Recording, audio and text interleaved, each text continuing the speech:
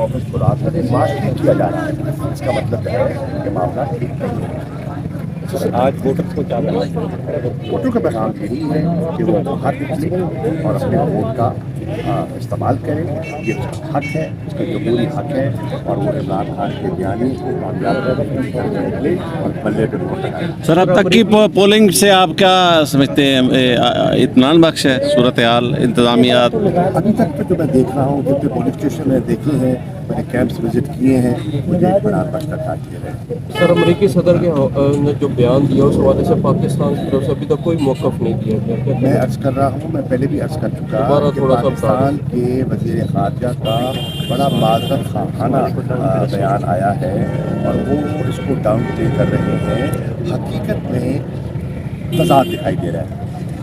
Bilawal down play कर रहा है और फॉरेन ऑफिस कह रहा है कि हमने अमरीकी सफ़ीर को बुला के डिमाश किया है।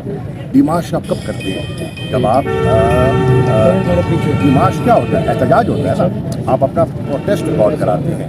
तो बिलावल का बयान नाजायज़ तौर पे ताहिर हमीद कुरैशी साहब पे जो फायरिंग हुई इलेक्शन से एक दिन कब, क्या कहना चाहते हैं? जो कोई देखिए, बड़ा सोचदार वाक़या था। बेटा थोड़ा सा पीछे।